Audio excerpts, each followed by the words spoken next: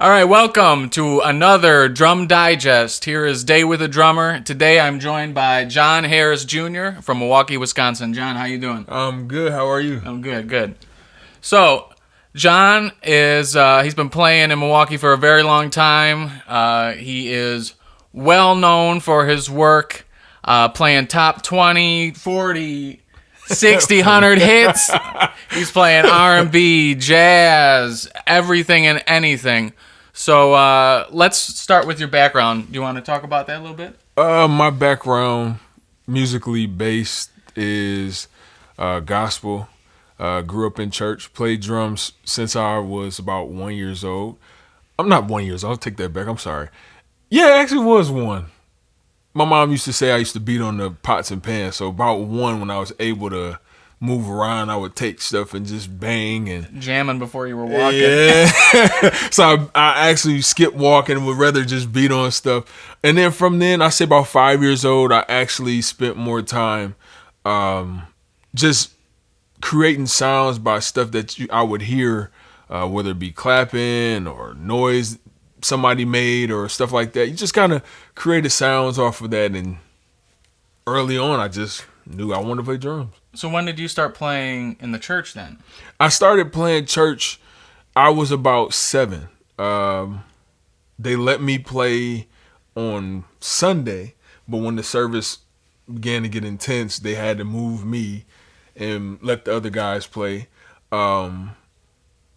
It wasn't until Wednesday night when it was like the youth service where they let me play drums the whole service, but I started then, I would say, from 7 till about maybe 10, I started to get more advanced where about 13, I was actually able to play Sunday morning services.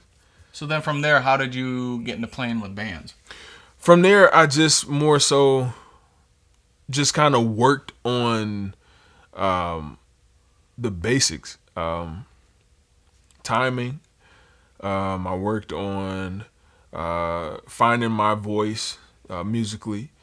And just being ready for when I got the call. It wasn't until I would say my 8th grade year in middle school, freshman year when I started to get calls. I get calls for a couple gospel groups, couple gospel artists, couple gospel bands. They would call me and ask me to do a gig. But my first big gig that I did was with a guy, Rodney Cunningham. He's a gospel artist back home.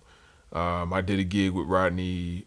It was like an outdoor thing, but from there, everything just kind of started taking off then. And just thankful.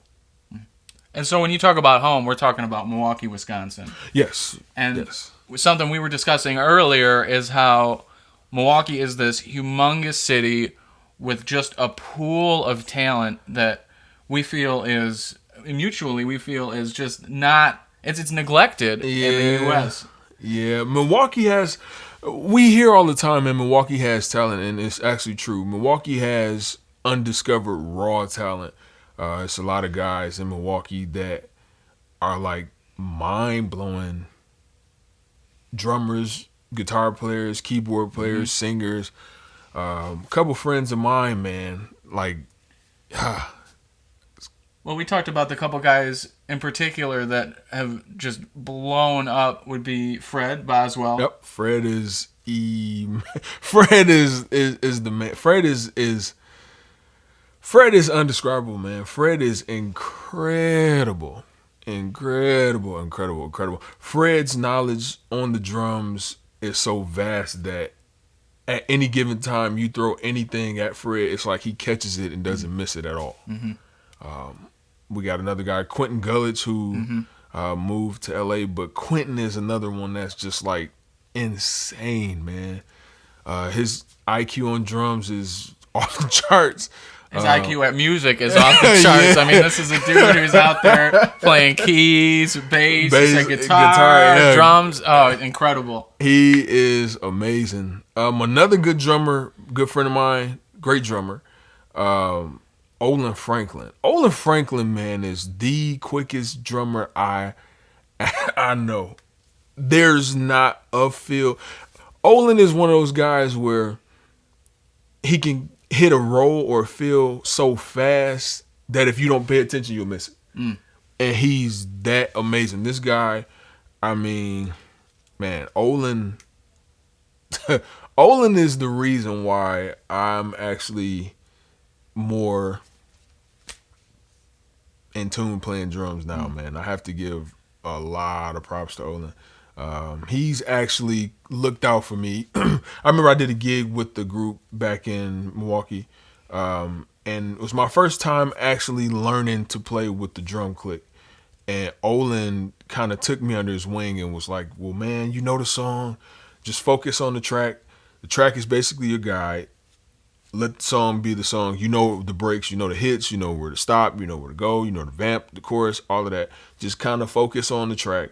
And from there, I took what he gave me and I focused on the track. And it was like, okay, I see how I know the song, so I knew which direction to go. It was just more, I had to be in sync with the actual loop because it was more, the loop was a guide, not an actual hindrance. Most of the time when guys think about drum loops, they think, oh man, now I gotta work on my timing. It's more of a guide, and it's almost like, I call it an enhancement. It's almost like a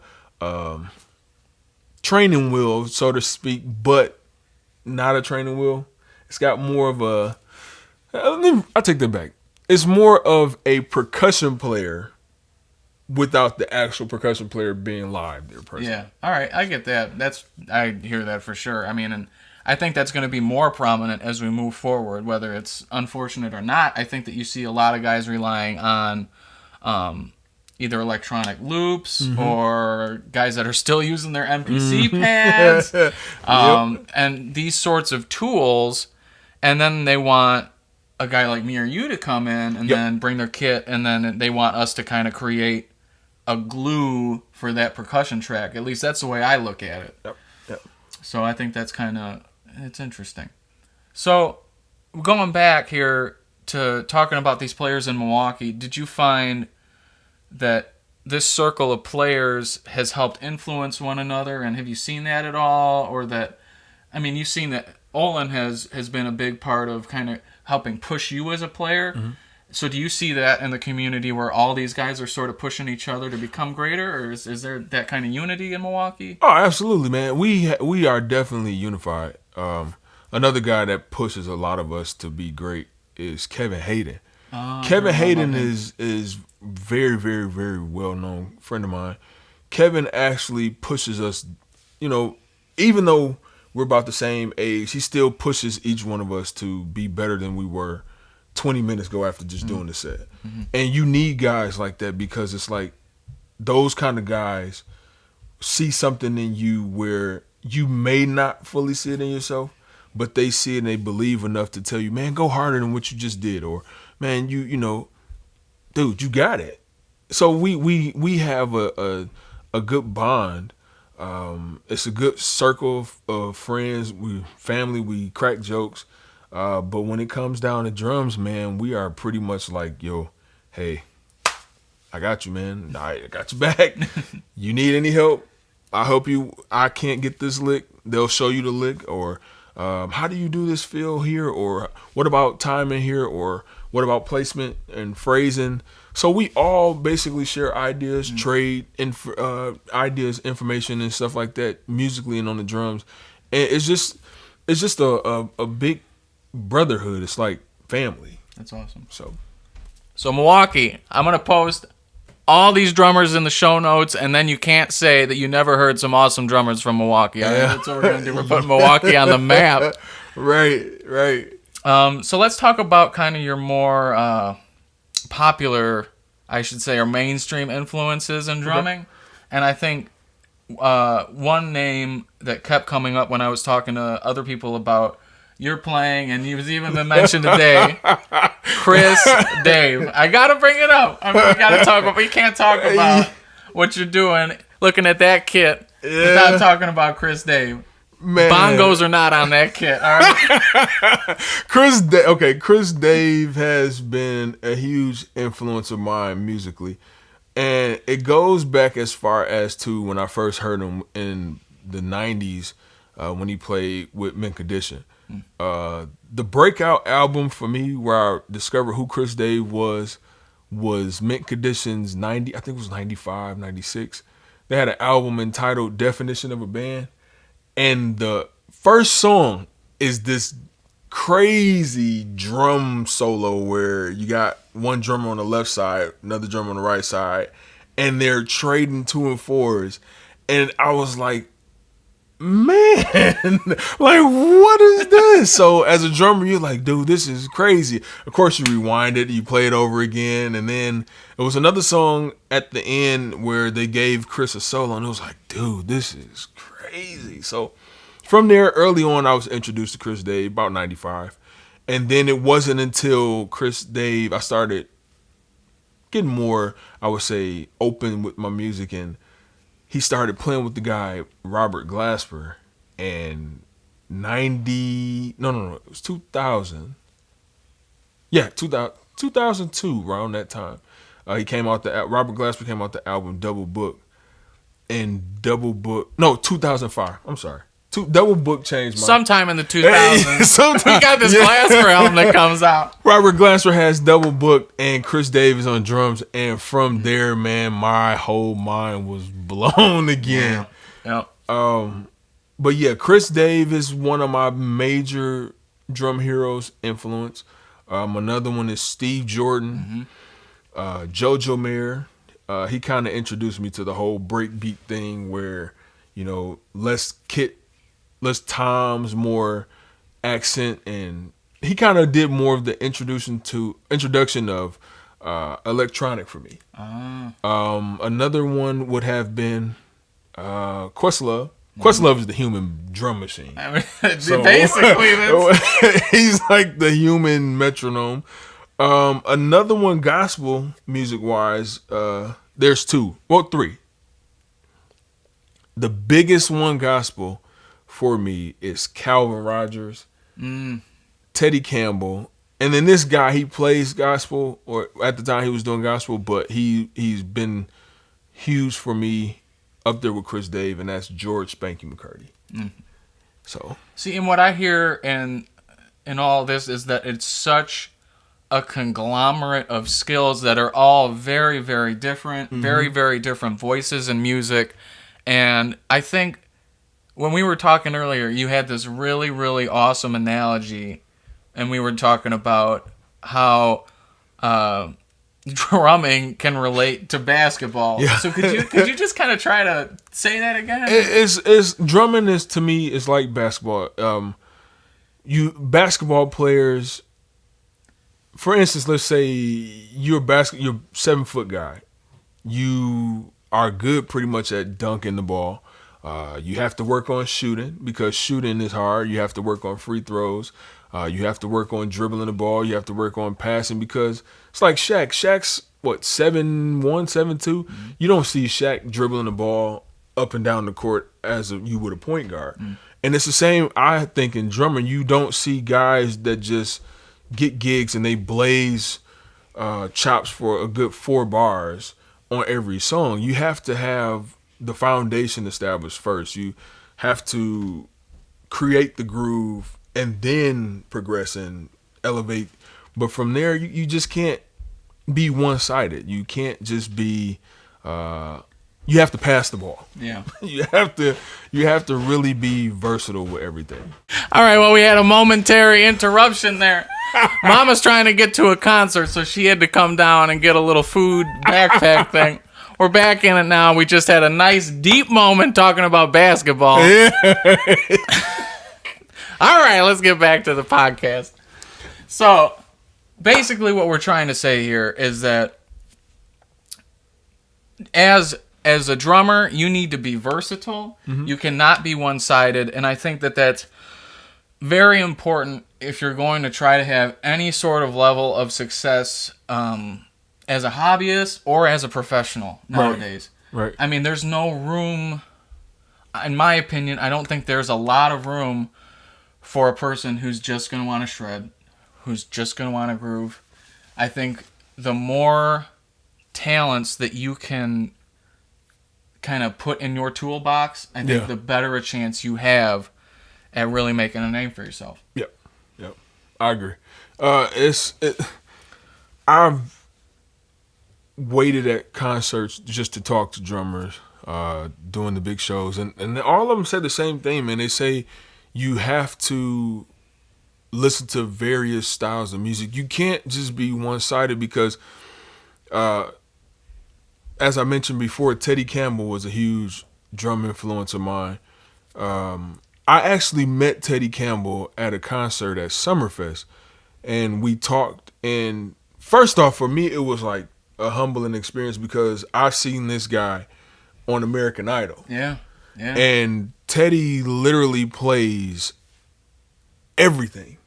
It's from country to rock, R&B to jazz, and he said one thing that helped him prepare for stuff like that is he always listened to various kinds of music. His iPod ranged from Bette Midler to Frank Sinatra to the Commodores to some of everybody. It was basically like just an iTunes library, I would say, full of music.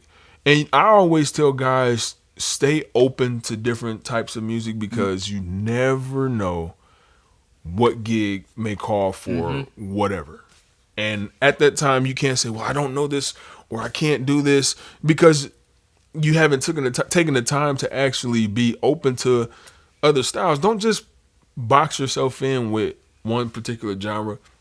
Open your mind. You can take some of these small elements from those types of music and insert it into whatever you're playing. Oh, absolutely. I mean, absolutely. I'm a far cry from being a talented dude here, but you know what? I can listen to. I was telling John here earlier about how one of my aha moments was watching some of the Gospel Chops videos with Quentin in it, Yes. and I was just like mind blown. And now I'm taking some of Quentin's stuff and I'm putting it into like my 60s rock group, and then when I can go to a gig and do that, it creates this whole new voice. Yes. And so if you can be in a group, that's like saying if Rexell Harding was playing with Mary J. Blige, and then he takes something from the Partridge Family and puts it in a Mary J. Blige song, you know, like, hey, it might work, you don't know. Yeah, and crazy thing is, man, Rex actually did American Idol for a little bit. Oh, and I know that.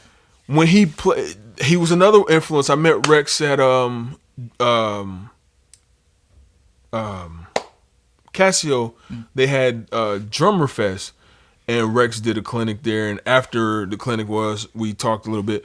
And he's another one. You have to open your mind to other styles of music because, like I said, he played American Idol for a while, and he did a Steven Tyler set, and Steven Tyler was raving about it. Really? So it helps, man. It helps to know a lot of music. It also not only helps as far as your understanding of being called for a gig to play a certain song, but it also helps your voice behind the kit because it gives you options, new ideas, new things to create, and just make it your own, and you can place it wherever, and it becomes pretty much new all over again. Yeah. So, all right, I want to end on one more note, and it's a fun one, I think. Yeah. Sahan Jayasuriya, who's going to be on the show soon, he said that whenever you would come into music around, one topic that pumped you guys up so hard, Golden Era Chicago Bulls. Oh, man. Yes, I am a diehard Bulls fan. And the Golden Era will be the 96-97 era of the Chicago Bulls. So tell me a little bit about what is it about that gets you going? I guess the whole thing where they went 72-10 the whole season, they were at the top of the mountain, I would say. And it was like they didn't let anything stop them, defeat them, keep them from actually achieving what they set out to obtain at the start of that season, which was another championship. And I looked at that every time I face an obstacle or anything, especially musically, where I'm faced with something difficult, where I feel like I've reached the ceiling and trying to learn something or trying to work out an idea. I have to remind myself of how they did, where they didn't let that stop them. And it's like, okay, Bulls didn't let that stop them. They won a championship. I'm not going to let this stop me. Let me crank this idea out. Or maybe if I put this idea over here with the floor time and hi-hat, or this idea over here. So it's a situation where it keeps me motivated. And yeah. All right.